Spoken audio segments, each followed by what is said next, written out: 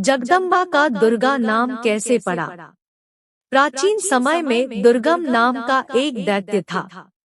वेद देवताओं का बल है और यदि वेद देवताओं के पास ना रहे तो वो दुर्बल हो जाएंगे। ये सोचकर उसने वेदों को प्राप्त करने के लिए हिमालय पर जाके ब्रह्मा जी की तपस्या की।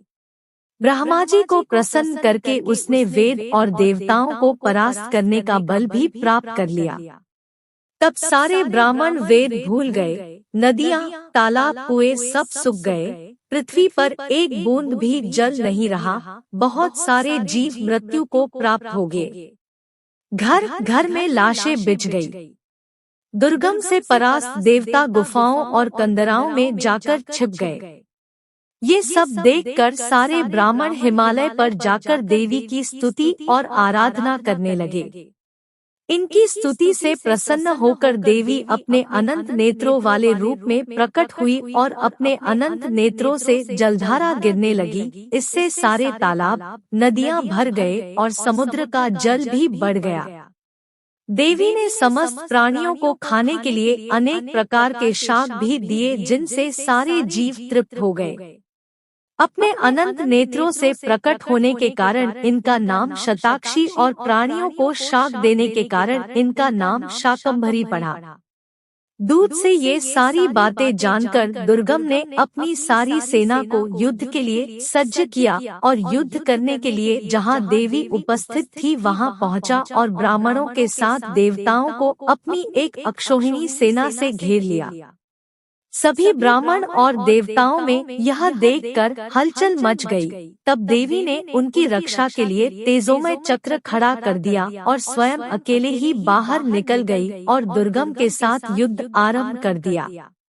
देवी और दैत्य दोनों की बाणों से सूर्यमंडल ढक गया। बाणों के टकराने की ध्वनि से सारी दिशाएं गूंज गई।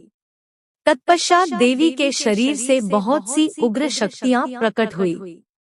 कालिका, तारिणी, बाला, बगला, त्रिपुरा, भैरवी, रमा, मातंगी, त्रिपुर सुंदरी, कामाक्षी, देवी तुलजा, जम्भिनी, छिन्नमस्ता, मोहिनी, गुह्यकाली और दशसहस्त्रबाहुका आदि नाम वाली 32 शक्तियां बाद में 64 और अनगिनत शक्तियां प्रकट हुई।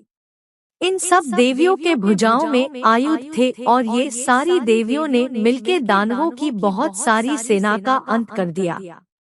अपनी सारी सेना का यूं अंत होते देख दुर्गम अब स्वयं ही युद्ध में आकर देवियों के सामने खड़ा हो गया।